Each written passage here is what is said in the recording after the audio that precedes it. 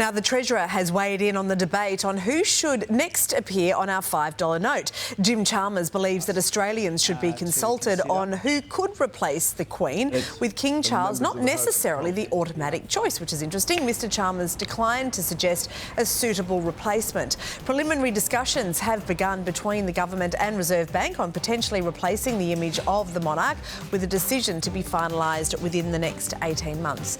And joining us now is columnist Susie O'Brien and Perth Lord Mayor Basil Zempilas. Morning to you both. Morning. Susie, who should be on our $5 note, do you think? Oh, there's been so many delicious suggestions. Everyone from Russell Coight, Kath and Kim, Daryl Summers, Olivia Are they just your suggestions, Susie?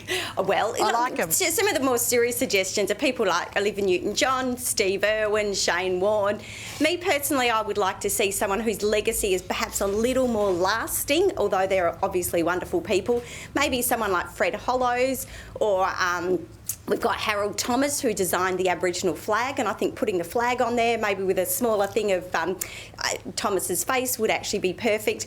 But, you know, it's probably going to be completely redundant anyway, because I asked my kids, who should we have on the $5 note? They said, Mum, no one uses cash anymore, and you can't buy anything with $5 anyway. Isn't that true? Yeah, Baz, does it matter whether it's King Charles or not?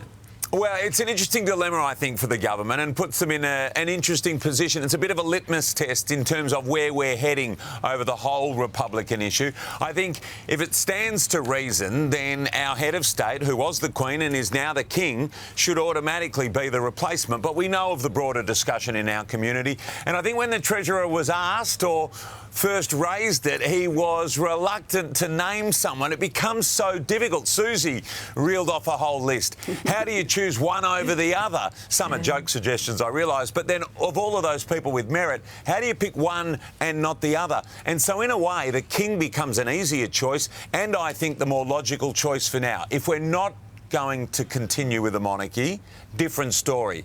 But whilst we are with the King or Queen, as it is of the day, as our head of state, then I think that person should be on the $5 note. It was the Queen, it should be the King for now.